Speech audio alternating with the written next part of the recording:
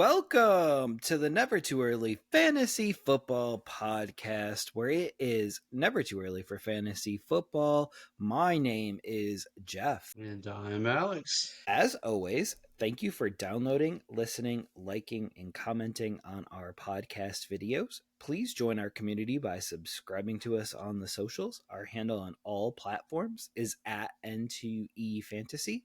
We are also available on all major podcasting apps by searching N2E Fantasy. Alex, what do we have on today's show? On this episode of the Never Too Early Fantasy Football Podcast, we are talking about our top 24 redraft rankings for the running back position, wrapping up our redraft rankings. And we'll be going side by side here, taking our running back picks. And since we are starting on an even number, I will be starting off here, starting with Tony Pollard, the running back out of Tennessee right now, the nominal starter here. No, he's going to be splitting with Spears, and I think Spears will have a better year than he did last year. But Tony Pollard is who I am rolling with at the low end of the RB2s. Jeff, what do you think about him here? I really don't hate it here, and I'll tell you why in a second. But let me go ahead and get kicked off with my number 24, and that is Aaron Jones.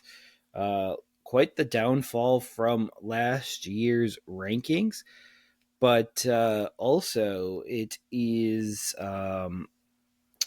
justified with the Jordan Mason pickup. But the reason why I did that, my number 23 is Tony Pollard.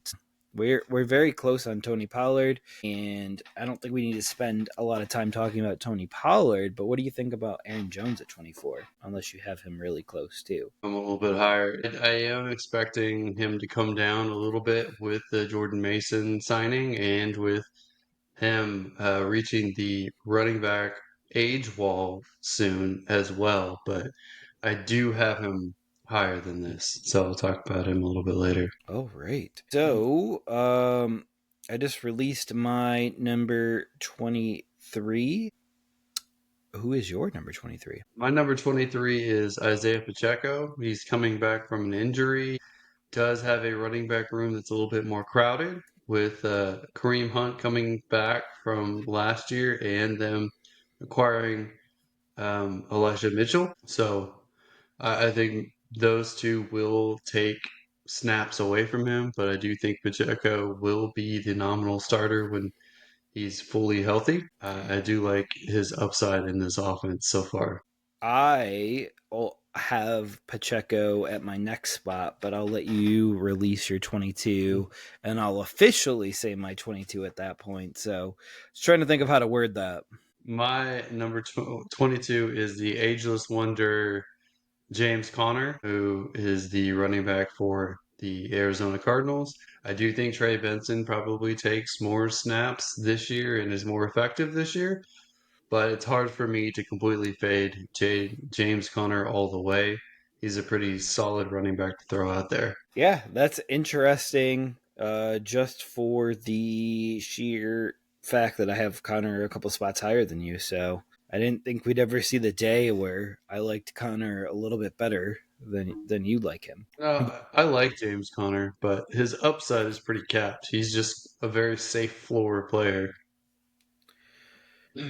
But as stated, I have Pacheco at 22, so I agree that he should be in that area. He's one of those high upside guys that could fall in drafts just due to his injury last year. So he's a guy that I could end up with a lot this year. I already have him on one dynasty team going into the year. So my number 21 is going to shock you a little bit, and this might be where we start having some differences, but it is Ramondre Stevenson. And Alex, what do you think of Ramondre at 21? Don't I don't hate it, but I do have him outside my top 24. I think that he's gonna probably lose the starting job at some point this year, but still be a valuable contributor. So I kind of have him more in the RB3 range, but I don't dislike your ranking. I just think that's probably closer to the high side for him for this season. All right. No, I completely understand that, and I'm getting more and more anxious to see what the tandem looks like in the backfield. Who was your 21? So my 21 is Chuba Hubbard. Oh, Uh, you're a little bit lower on Hubbard than I thought you would be. no, hold on here. Something. No, James Conner was my 21. Chuba Hubbard is my 20. No, I skipped a player. I knew I skipped a player. Okay. Um, You got to release your 20 and right after this anyway, so no harm, no foul. so Tony Pollard's 24. I skipped David Montgomery at 23. Oh. Isaiah Oh. Pacheco's 22. James Conner is 21. Okay. Chuba Chuba's 20. Sorry for jumping ahead. I just messed up here. No, so I just want to recap. You had Pollard at 24. I had Aaron Jones. You had Montgomery at 23, and I had Pollard. So the Pollard is super close. We both had Pacheco at 22. So now Pacheco is even Steven between the two of us. You had Connor at 21, and I had Stevenson at 21, and you have Hubbard at 20. Is that correct? Yes. All right. I just would like to give the recap there. I do have Hubbard a few spots ahead, but that's only based on what he did last year. I do completely understand having him a little bit lower based on future projections. But Well, and Dottle, they signed Dottle as well, who's not chump change. one was a 1 year deal and one's assigned to a 4 year deal. So I do think that matters a little bit. But Rico's not on our list here, so I guess that's kind of moot for the purposes here. But I do think that he will take a little bit away from Hubbard. But my number 20 is your number 21, and it's James Conner. And I do think that he starts to regress moderately right now, and I do think Trey Benson takes a step forward. And we'll see. We'll see if the transition happens this year, if ever, because they might just draft a new running back and start over in a couple of years. So you never know at the running back position when it comes to transitions. That's the hardest thing to predict, unless there's an immediate opening, which we're going to get to a few. At least one rookie running back that has an immediate opening very shortly. But that goes to my number 19, and it's Kenneth Walker. What do you think about Kenneth Walker at number 19? I have him a little bit higher. I know you are big on Charbonnet taking a lot away from him, so I understand why you have him there. I have him higher because I think the offense will rely more on the run game, is my guess. So both of them will get a good amount of carries. I just have Walker higher at this point. My number 19 is Aaron Jones, so not too much higher than you on him, but I think he's a solid starter in the league until the job is no longer his. Right. We will see, though. I just don't know which way the coaching staff's going to go. That's the question mark. Don't you always say Charbonnet has a better fits the He's a scheme better better? zone runner. Yep. Yeah, he's a better zone runner, and that's The wild what card. I believe. Yeah, that's what they're probably going to run there. Yeah, it's the wild card. Um, who's your number 19? But that was my number 19. Let's get back on track. I'll let you do 18, so we're back on track. I'll go ahead with number 18, Mr. Even. Okay. My number 18 is DeAndre Swift. Okay. And I think they didn't really do that much at the running back position. I know I still like Roshan Johnson. It doesn't look like it's going to pan out in this offense, most likely. They also drafted Kyle Montague from Rutgers, who may or may not end up being something. He was a late pick, so odds are against him. But those are really the only running backs they have on the team besides Swift. I think they're going to be passing a lot. I think they're going to be and some negative game scripts. So I expect DeAndre Swift to be a very valuable running back in PPR leagues for sure. Um, Played in Ben Johnson's scheme before. Ben Johnson says he likes him, so he probably wasn't part of the crew that shipped him out. So that'll be very interesting to see his usage. Yeah, Swift is my 28th running back, so we do have quite a just ten running back disparity here. So I will probably end up with 0 shares of Swift. He was on my sleepers list for those of you who listen to us more regularly. Absolutely, and we'll check that list towards the end of the year so we can light up each other up a little bit on this matter.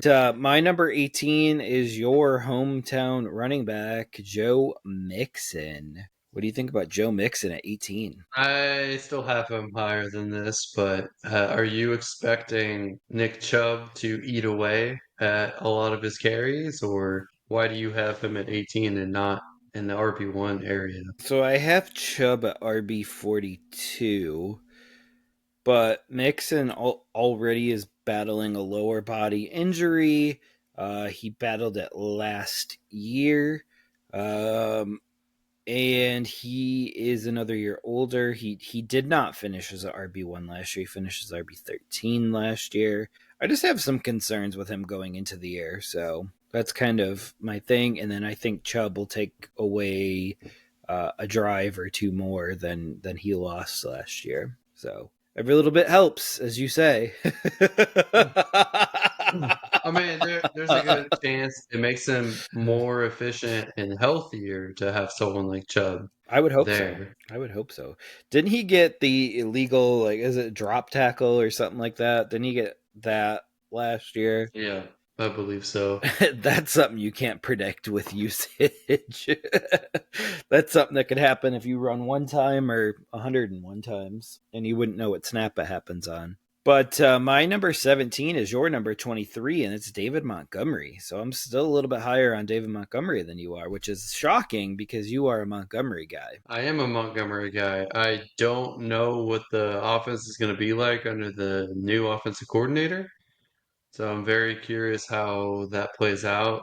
But I think it's going to shift a little bit more Gibbs's way, but it still makes Montgomery very playable. It's kind of reminiscent to the Reggie Bush, Mark Ingram era in New Orleans, I think. Yeah. What I was thinking about that though is this offensive coordinator didn't he come from the tree that they're in right now? Yeah, he's a homegrown talent, homegrown coach. So So they promoted from within. so they went what 16-1, 15-2 last year, somewhere in there. Yeah. And I just don't see him reinventing the wheel, especially year one with what worked previously. So I think the offense. That's why I had Goff so high on our last podcast. Was I don't foresee a big stylistic change in year one. If it ain't broke, don't fix it. Yeah, we'll see. All right, who is your 17 there? My number 17 is Mr. Alvin Kamara, who is approaching that, if not already in, the running back age wall. And the Saints appear to be a team that's probably pretty terrible this year. I know a lot of his stats come from the receiving game, so that'll keep him relevant, but we will see if he holds up this season, reaching that age wall. And there's a lot of running backs that are approaching or in that age cliff zone right here. It's hard for me to get super excited about Kamara compared to previous years. Yeah, he finished RB10 last year, and I know he missed a bunch of time with his groin injury. At the end of the year, he's still a receiving beast, and that is part of his value here. Is that is probably going to be the last thing to go is the receiving aspect of it. It's what makes people like Austin Eckler as valuable. As long as there was a stretch last year, in the beginning of the season where Eckler was very valuable, especially in PPR leagues. Kamara too. Kamara looked like a top five running back at the beginning of the season, and then pretty much missed all of fantasy playoffs. You want to know what's funny about Kamara? In 2022, he finished 18. In 2023, he finished 14. In 2024, he finished 10. He's been going up 4 spots every year for the last 3 years. I wouldn't count on that at all. He's finishing 6 this year, pounding the table. He will retire once he gets to number 2 because he can't go to -2. So, all right. So I had Montgomery at 17. You had Kamara at 17. Who is your 16? My number 16 is James Cook because I'm concerned he's going to hold out and then not be as effective. He also had a crazy amount of touchdowns last year, which I think he's due for regression in that area, which drops him down in my book to 16. I like James Cook. I've always liked James Cook. I just never really viewed him as a legitimate number one back in the league. Um, He's primarily there because of his receiving ability and his speed. There's no way in my mind that he gets the same level of touchdowns. That's the big factor. If he did, he would be much higher. And if he already had a contract and was ready to go right now, I would feel much more comfortable raising him back up into RB1 status. You make me feel crazy sometimes because I feel like at one point you were pounding the table for James Cook. And you're like, I never thought he was an RB1 in this one. You make me feel crazy sometimes. Uh, Wow. As far as real NFL ability, he's not really like the best between the tackles guy. He's theoretically not that great of a red zone runner type, he's but next to the guy that does those. as an outside runner and as a receiving back, he is one of the best in the league. Yeah, Um, I think he'll you be never there. it doesn't seem like Josh Allen is really relinquishing much of his red zone carries, and we have Ray Davis, who is a better power back Are you coming around to than. him? I don't think Ray Davis is gonna be a legitimate running back one, but he is the back that they have right now that they invested the most into for power running and short yardage and red zone. So that's going to take away from James Cook. We're going to be on the podcast next year, and you're going to be like, Ray Davis is a no brainer, number one, and I always knew it. and I'm going to be like, dude, what are you uh, talking I about? always said he was the best running back that ever lived. I know. That's what it feels like Uh, sometimes. But I do like Cook there. I'm not too far off on him. But my number 16 is Chuba Hubbard. So Chuba is the boy there. And I think that we both have him as a RB2, which is completely fair and realistic for him to hit those numbers. And yeah, we'll see if Bryce can take another leap this year. That's going to be the big thing that hinges on Hubbard's success, I believe, is Bryce Young. All right, Alex, you ready for my number 15? let's do it. He's been steadily moving up, but this is probably as far. This is where the train stops, and this is where he's got to get off the train. And it's Ashton Genty here at number 15. Oh, you and I are polar opposites on Ashton Genty. Till So next year, and I say I've always liked Ashton Genty. No, it was just the rookie hype that I hated. I always liked him as a talent. yeah, I do hate rookie hype for almost all the players. I know. I Um, know. that's the thing, and I think next year he's going to be a top 8 back, top 6 back, maybe even top 4 back in my list. So I fully cop to that right now. I just can't bet that in his rookie year because you're drafting him at his tippy top. Show me once. I mean, I get where you're coming from. I think we can split the difference though, and you can bump him a little bit higher than that. But No, I understand your viewpoint. I'm going to remain consistent here with my sleepers and bus rankings, and I'm going to have Bucky Irving here at number 15 for me. I feel more comfortable about that now that I know the left tackle is going to be missing time. They're three running backs deep. They have three, two of the three I really like. I don't really like Rashad White that much. He's almost purely a receiving back, kind of like a James White for the Patriots back in the day. I still like Sean Tucker a lot. He may or may not get a legitimate chance there, but if either of those two miss time, I think he will be someone worth picking up.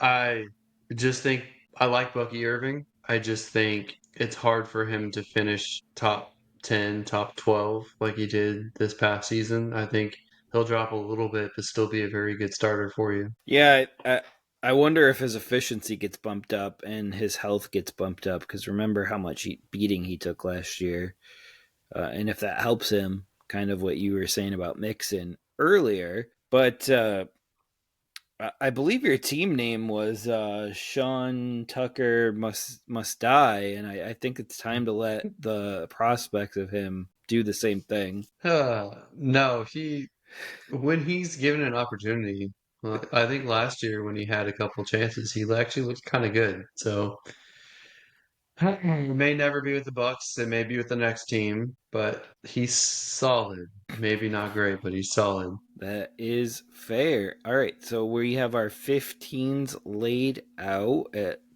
me, Genti, and you, Irving. And 14, who do you got? I have Mr. Chase Brown with the Cincinnati Bengals. Okay.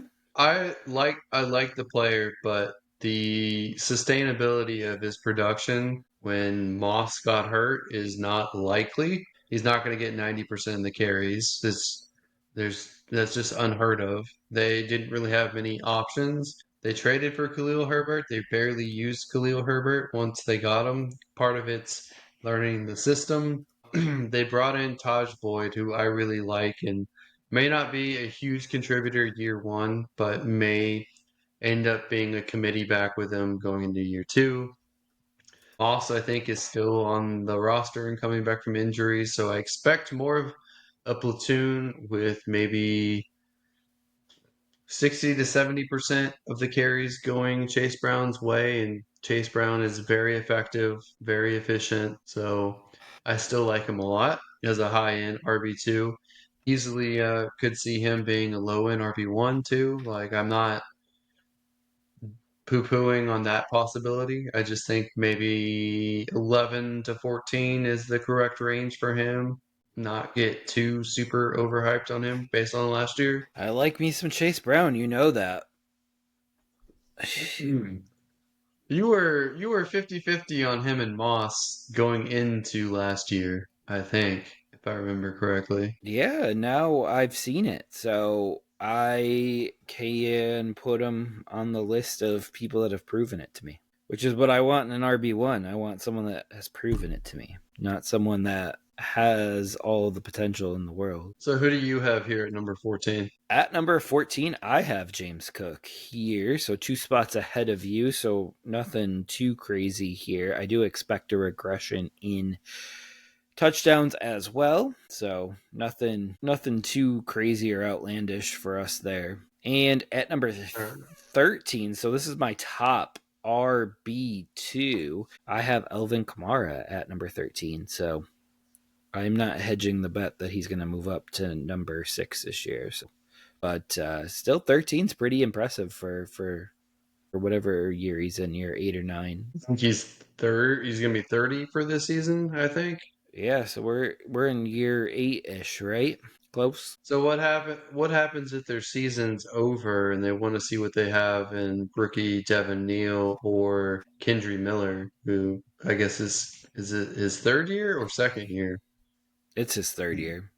I think the Kendry Miller train has passed just because teams like to utilize the running backs on their rookie deal, and the fact that they haven't halfway through his rookie deal, and I know that he had coaching issues with the last coach, and Now he's on another coaching staff. This is his third coaching staff because they fired the coach. They had the interim coach, and now they have Kellen Moore. Yep. Yep.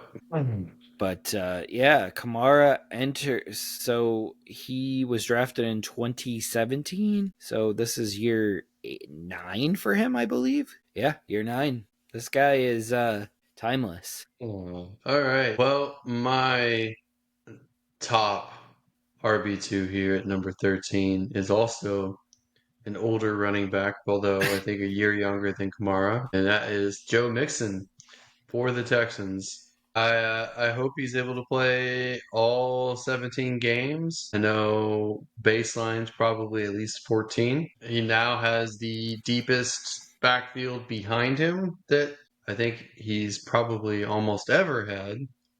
Um, so maybe they'll keep him fresh.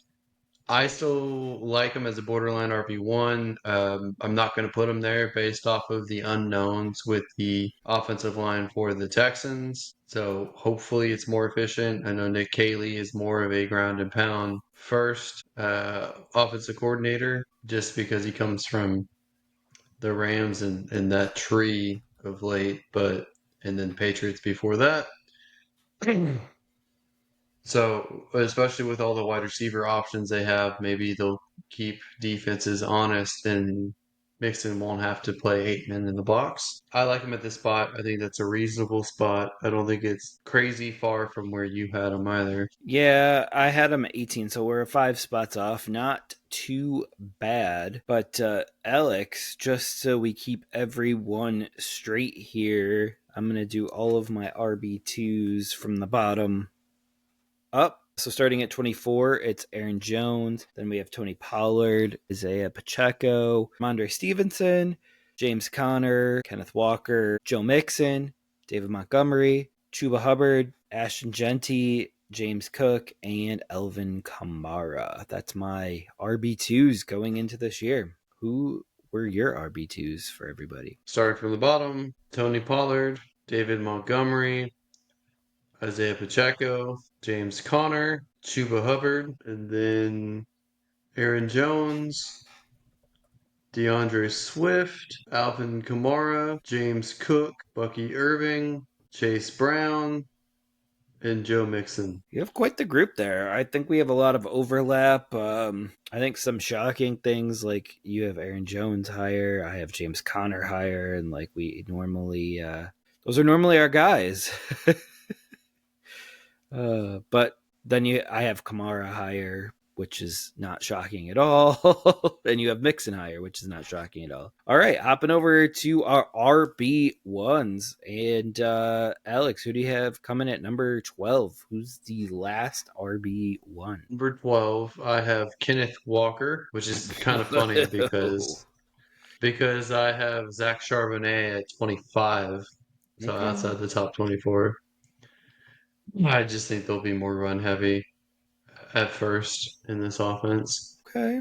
All right. So who do you have at number 12? I'm just trying to grasp with the fact that you have Kenneth Walker as an RB1. I'm reeling over here. But my number 12, my first RB1 here is Brees Hall. Coming off of a down year, can't quite put him into the elite echelon right now because last year was not good. Justin Fields will run a lot, so I don't know. I don't know what this game's going to look like. And they also have Davis and I believe another back behind him. And there were trade rumors. So there's a lot going on with Brees Hall. So he, I believe, is extension eligible coming up. And Sauce got his, and Garrett Wilson got his, but I don't see Brees Hall getting his right now. So, what do you think about Brees Hall being that low? Because I'm assuming you have him a little bit higher. I do have him a little bit higher. I think it's a nice bounce back year for him. Um, did you already say your number 11? I did not. I wanted you to react to that first. My number 11 is Chase Brown, who you have at 14. So 3 spots higher as an RB1. That's kind of funny that I did reference, I could see him between 11 and 14, and you have him at 11, and I have him at 14. Yep. So everyone split the difference. You'll probably be right. We're in sync and not the band. We could be though. We could be. We could be. Uh, Another lifetime, brother. uh, yeah. At number 11, I have Kyron Williams, the running back out of the Los Angeles Rams.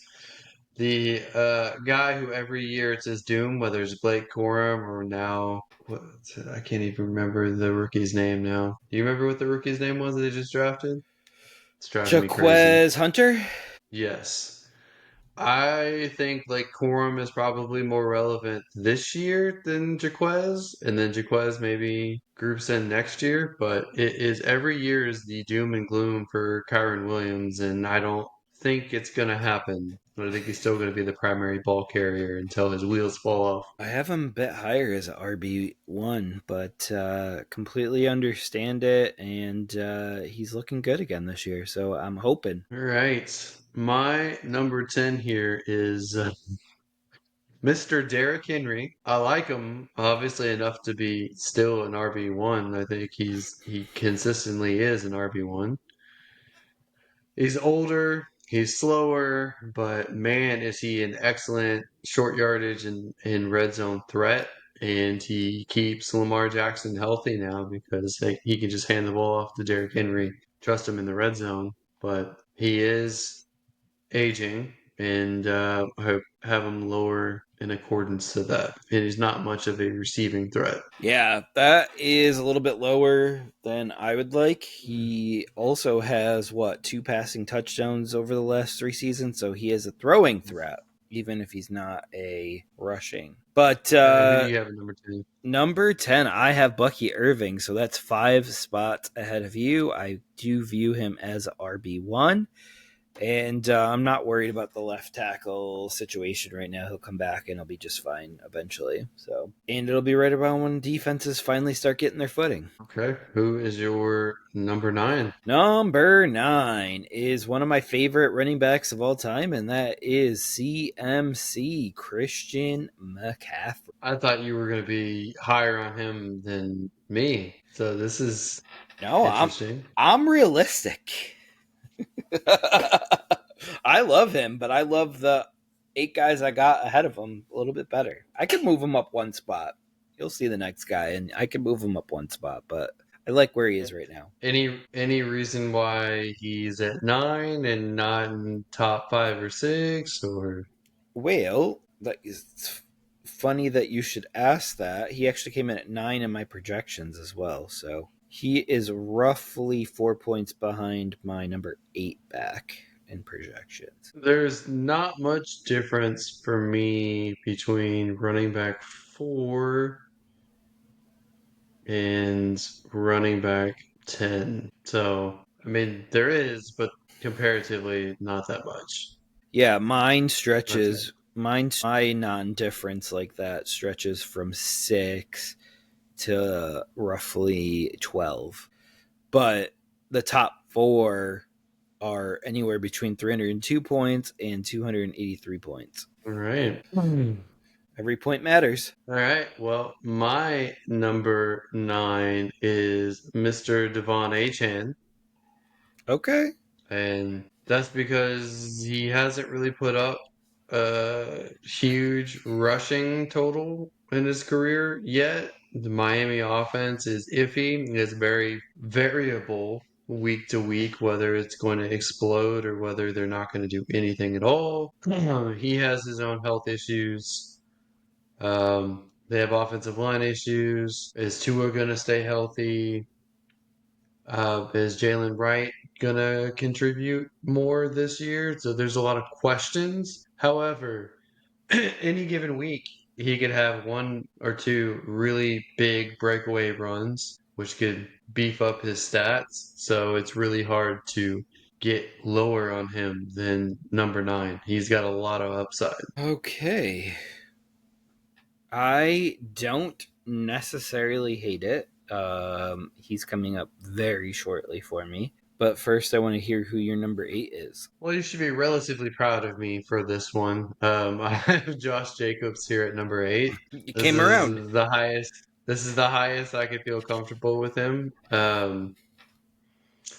I think his relative toughness and short yardage will come into play for the Packers, especially now that they have another wide receiver to spread the field out a little bit more. Still don't know what they have behind him. I still like Marshawn Lloyd, who should be healthy going into the season now. We'll see what kind of role he can earn. And then they have, I think, Wilson as well, who, if he's healthy, will also carve out a little bit more of a role too. But Josh Jacobs is a physical pounder. He's younger than Derrick Henry, so I'll give him the edge there.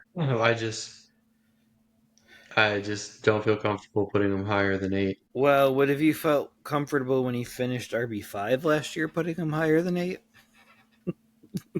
If you could go back in time and Hmm. redraft him. No, I think a lot of that was Jordan Love's injury in Brazil that slowed him down for a while. I think part of that's Christian Watson having health injuries, um, Don Dontavian Wicks dropping the ball a lot, not featuring Reed in the pass game as much as they should, Musgrave being hurt as well. So a lot of those are being addressed, and they should have more passing options. I think they'll pass a little bit more, and I think also the backup running backs all got hurt at some point too, and they had to force feed Josh Jacobs. So willing to be a little bit higher than I was last year. Well, significantly higher than it was last year, but I don't think he's going to be as good as he finished points wise as last year. We will see. It'll. I have him a little bit higher. That shouldn't shock you at this exact point. But my number 8 was the guy that you just mentioned at number 9, and it's Devon Achan. I really like him, and it's good to see him in the RB1 conversation. So I'm totally comfortable with it. I love it, and I expect good things from Achan this year. So my number 7, this is where we start to get to my like elite guys, like one of the guys that I want to come away with in the first round. So number 7 for me is, and it doesn't matter who his quarterback is, it's Jonathan Taylor. Um, I think that Daniel Jones actually raises his value because he's a better passing threat at this exact juncture. Also, not quite the running threat that Anthony Richardson is. So, if Daniel Jones is Jonathan Taylor's quarterback, you can expect good things because Saquon Barkley had some pretty good years right next to Daniel Jones. Who knows? We might see the Daniel Jones that got the $40 million per year because he has a All-Pro running back next to him again. Well, this is going to be interesting because my next four guys are higher than you, Uh oh. higher than what you have. And I actually have Jonathan Taylor coming up in a second. So I'll just mention my number 7 is Brees Hall, who I think is Okay. going to have a nice bounce back with the Jets. I traded him I like away, his but I would still versatility. like it. I like his versatility a lot. He's a well-rounded back. Yeah, I think he had some hiccups this past season based off of previous injuries and having Aaron Rodgers as a quarterback and having Hackett as an offensive coordinator, who's a terrible offensive coordinator. I think that'll be addressed this year. And I think with a defensive minded head coach coming from specifically the Lions, I think they'll be more focused on using him more than the Jets did last year. So I like him a little bit more than you. And then I have Jonathan Taylor at my number 6 spot. And I like him for a lot of the same reasons that you do. I definitely think they'll probably start Daniel Jones more than Anthony Richardson this year. So I think they will. I think Daniel Jones will treat him like he's Saquon Barkley and hand him the ball a lot. I think he's pretty well rounded. I still like DJ Giddens behind him a little bit too as a potential replacement down the line or really good backup for him. But my number 7, 6, and 5, I feel like are pretty interchangeable. So I'm very curious who you have at 6 and then 5 as well. So at number 6, I have Kyron Williams. So that is a guy that you had a little bit lower at 11. Um, I see you shaking your head over there, but guys finished 7-6 the last two seasons. He's established himself to this point, and if he gets a contract extension, this is going to put this in permanent marker for me in this spot. So because they are It's discussing that. it's just interesting because both you and I, before last season, thought Blake Corum would be a little bit more of a threat to Kyron Williams, and we were willing to throw a dart throw on Corum late rather than take Kyron super early. That turned out not to be a big thing year one. Now, I think Blake Corum could be more of a threat this year than last year. So I think people maybe are over adjusting on him. But interesting that you have him at six now. At that was my six.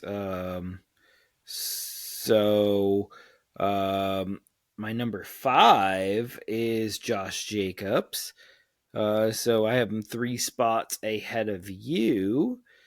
And what do you think there at Josh Jacobs in the top five? It's not for me, man. If that's the case, I'll not have that many shares of him. Okay. No, I completely understand it and I appreciate that as well. Who is your number five? My number five is Mr. Christian McCaffrey. He got his calves and his soft tissue issues hopefully solved by going to Germany and getting some stem cells injected straight into him or whatever the process is.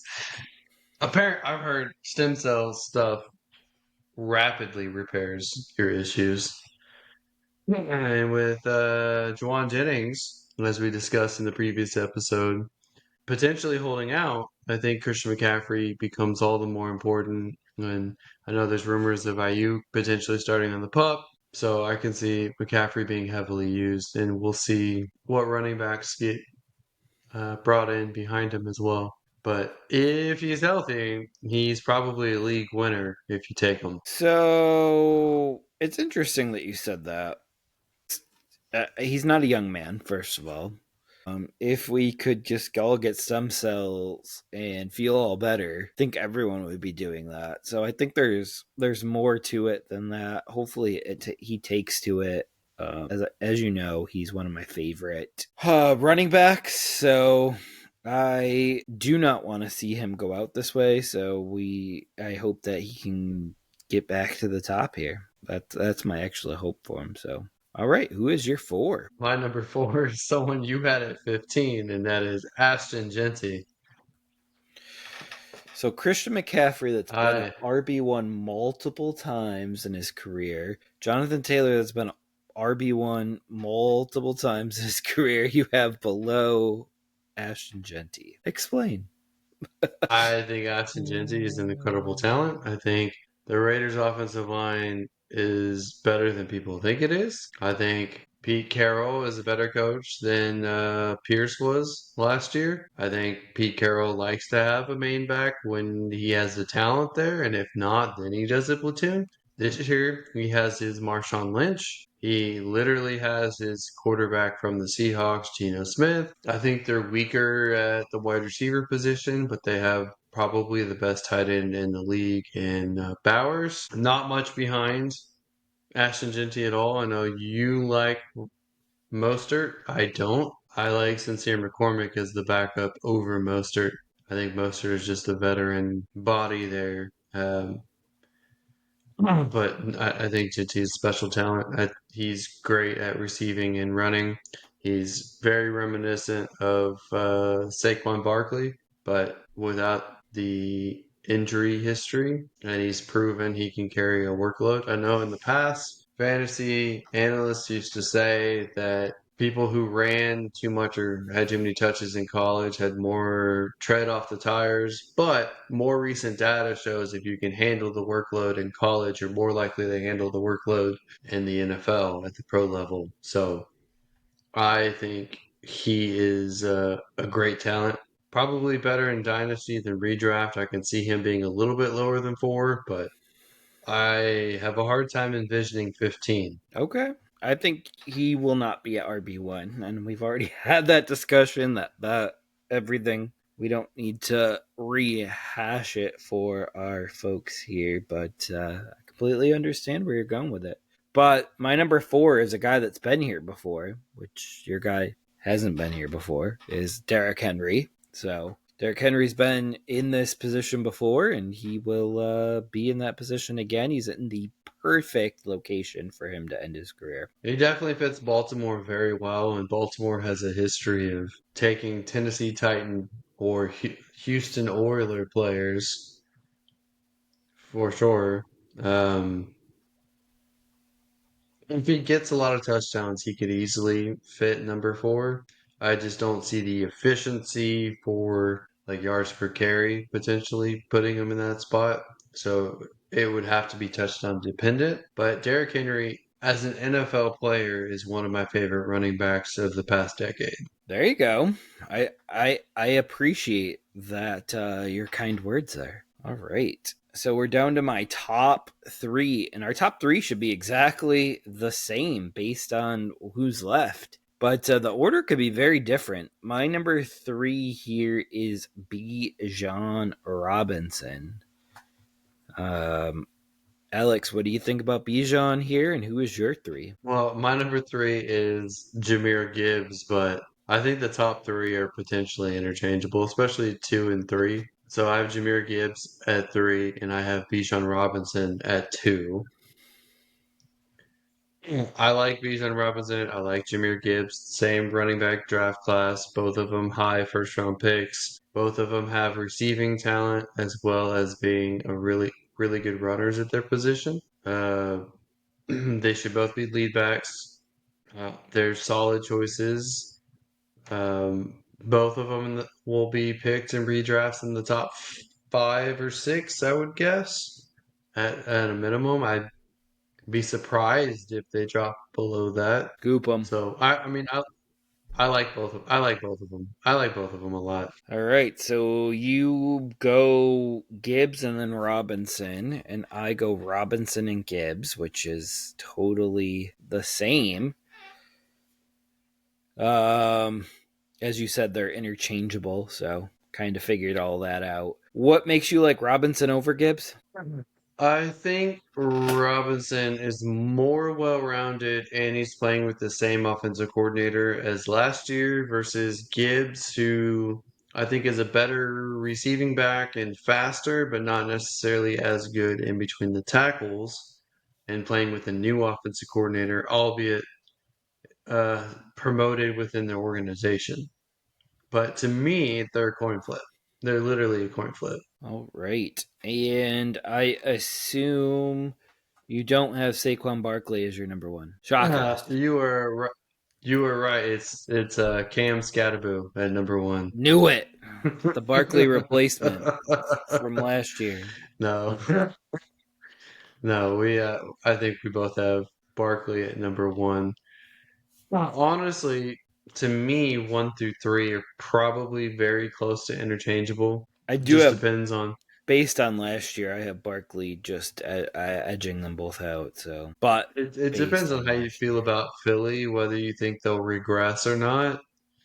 And I think Barkley is older than those two. So, I mean, if you think there's an age regression component, he also has health issues, or at least a health issue history compared to the other two as well. So you can make a case for any of those top three. I just give the edge to Barkley because he's on the best team of the three. that too. Reigning defending champions also played in the most amount of games out of everyone last year too. So I think he played in 16 regular season games because he sat out the last week, didn't go for the record, and he played in 4 playoff games. So he has 20 games under his belt last year. It's a big deal. It does eventually add up. Maybe not this year. And he has discussed retirement. The R word, retirement. I would assume he wants to get a chance at another Super Bowl before that happens. Yeah. I wonder if he would do it differently the second time around. going for the record now that he already has the Super Bowl. That would be an interesting case Maybe. study, yeah. Because now he'd be like, I already have it. I might as well go for this that I don't have. I don't know. That's always the hardest decision because you immortalize yourself into the NFL record books, like, and that is much different than winning a Super Bowl. So, two Well, very Super Bowl can be kind of fluky. yeah, Consistency or really big season is yeah. proof on your individual talent. They're both important for different reasons, and he made a choice, and it worked out for him. So there's that. Could you see Mike Evans breaking Jerry Rice's record? I could, I could see him being an RB This one as well. this year has some interesting records that could be broken potentially. Other thing with Evans is he has a record that's never going to be broken by another player ever again unless they do like 18 games with the 1,000 yard streak to start a career. Yeah, it's possible. Yeah, it is, but it's unheard of. Um, I mean, even Jerry Rice's first year, he had 927 yards. So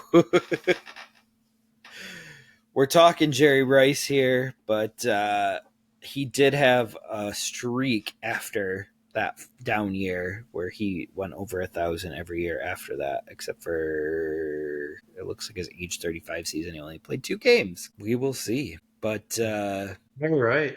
Well, that was a very interesting top 24 for both of us. So we had some similarities, kind of close in other areas, and then some guys we were very different on.